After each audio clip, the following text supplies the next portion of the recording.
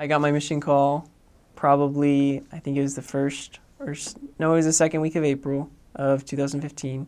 And I got it, and I had to wait a couple hours till my dad came home, and we opened it up, and it said, Trinidad Port of Spain mission. And you hear like my sister screaming in the background, he's going to Spain. And of course my mom knew where that was. It was in the Caribbean. And said, you've been assigned to preach the gospel in the English language. And I always thought this was kind of weird, this kind of spiritual experience for me, but I almost like felt like something is going to change here. I didn't know what it was though. And so I was supposed to enter the MTC July 29th, 2015 at the Provo MTC. And July 28th at about like 2 or 3 p.m., I got a text from my stake president saying that, I'm very excited to see you tonight. I'm like, me too. And like my stake president, I was just like, he never texts me. And so then he's like, I have some interesting news regarding your mission call.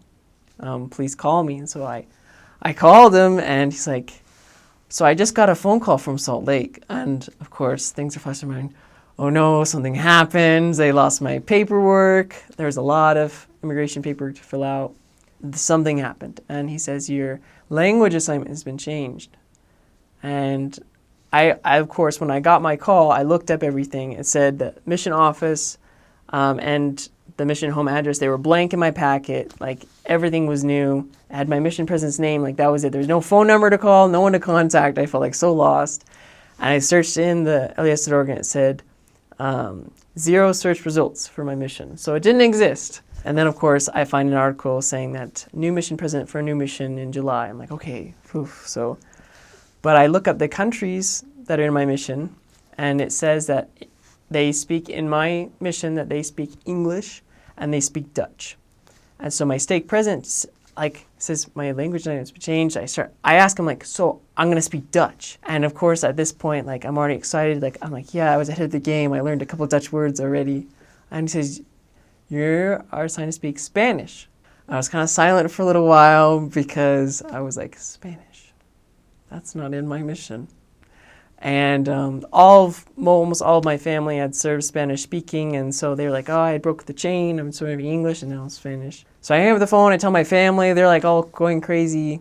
And of course, then I'm still having packing, and I leave the next morning, trying to figure out what's going on. At first, I was just going to be in the MTC 2 weeks, because I was just going to be 2 weeks originally. And then my mission president said no. And of course, I'm picking up all these pieces like during my mission. I want them to be there the 6 weeks. Well, 6 weeks from the day into the MTC, I still had to wait 2 more weeks to enter on the transfer date. So I was there 8 weeks.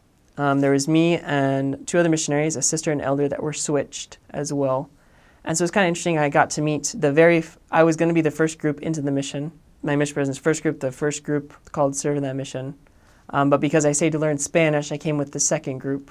So I was one of the first Spanish speaking in the mission. No one really knew kind of in the MTC what was going to happen with me because they never had a Spanish speaker to this mission.